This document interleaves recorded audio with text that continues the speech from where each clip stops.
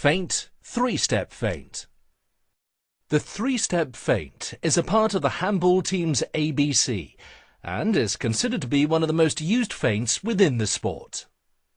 The shooter, moving forward at a high speed, catches the ball and takes one big step to the left. Thereafter, he sets off with great speed and power to the right, and after the third step, he jumps up and launches his shot. To succeed with the three-step feint, there are some important details you need to pay attention to. Number 1 is to have enough strength in your legs to execute the feint properly. Number 2 is make sure you have the proper distance between yourself and the defender throughout the entire movement.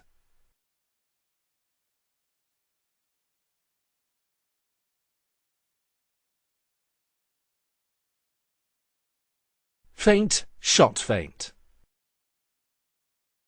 The goal for the shooter is to leave the defender passive and rooted on the spot. If he succeeds, he has a better chance of launching the shot above the defender.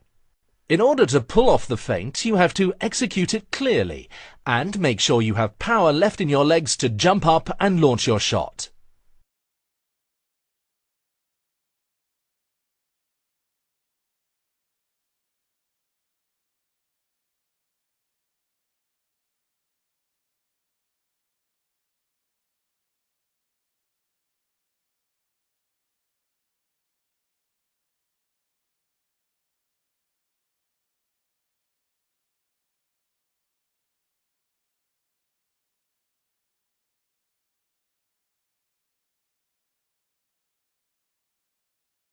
Feint, twist feint. In this video sequence, the flow of the shooter's movement is crucial. It enables him to maintain the force of the rotation all the way to the actual shot. The shooter wants the defender to believe that he will launch an underarm shot. Thanks to a major shooting feint, the defender comes down low on his left foot. This is when the shooter turns and launches the twist feint. If the shooter has calculated his timing right, he has 2 more steps left to twist around and launch his shot. In order to pull off the feint, you have to execute it clearly and thereby leaving the defender rooted on the spot in order to increase your shooting chances.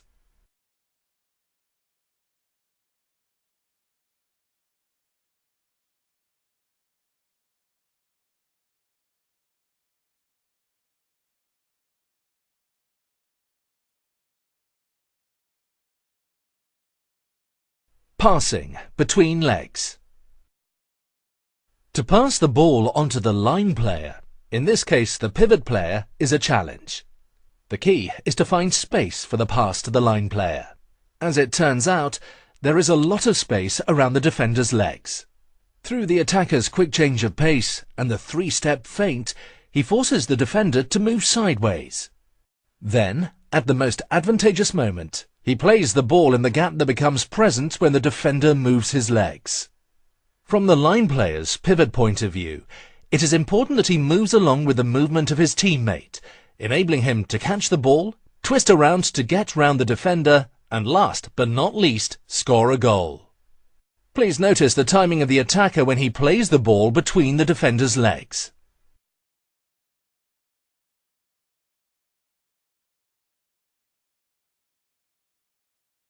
Passing overhead.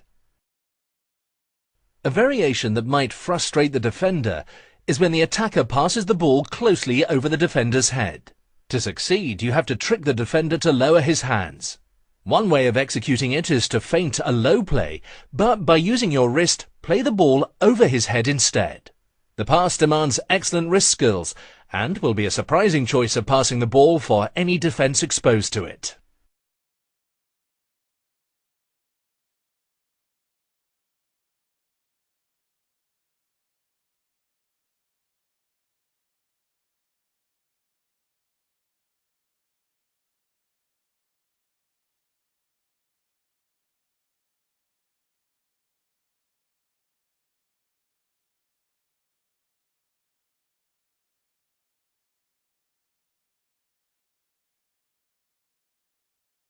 Pivot, twist away from defender. Today, handball is a demanding role for a pivot player. You need some tricks up your sleeve to be able to break away and take a shot. The defender is holding on to the pivot player. At the same time as the pivot player catches the ball, he moves his weight downwards and twists away from the defender. What will decide if he succeeds in breaking loose is that when twisting away, he must block the arm of the defender at the same time. The blocking of the arm, combined with the movement of the line player, eliminates the defender's ability to resist the force that this movement presents. Please note how he squeezes right above the elbow of the defender.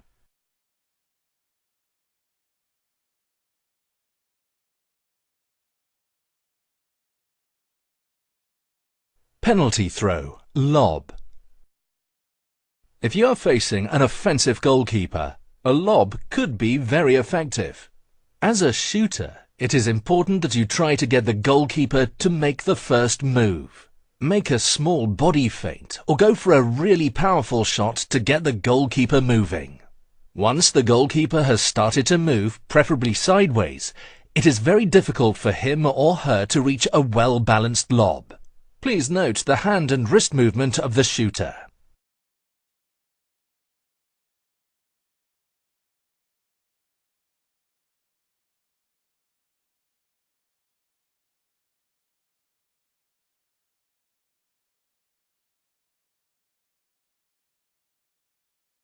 Penalty throw, thumbscrew. A variation of the penalty shot is the so-called thumbscrew, which, accompanied with a flick of the wrist, can be very effective and spectacular.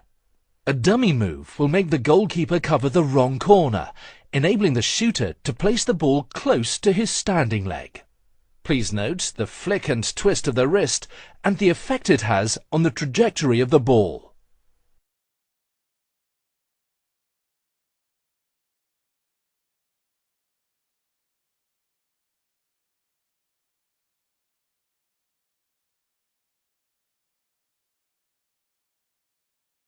Attack screw.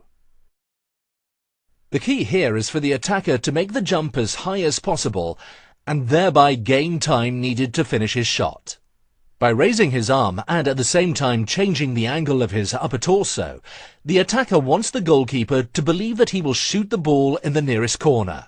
But at the highest point of his jump there is a sudden change.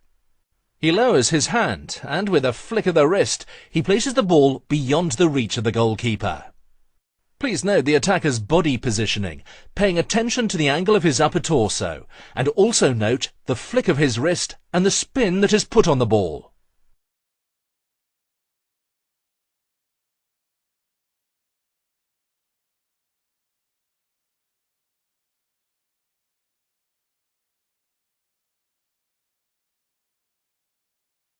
Attack layup. This might very well be the most technically demanding jump shot of them all.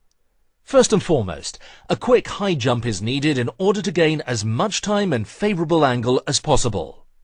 With his lower arm, the wingman wants the goalkeeper to think that he will shoot in the far corner. As the goalkeeper comes down from his covering top position, the wingman, acting with perfect timing, makes a layup movement and shoots the ball past the top of the goalkeeper's head.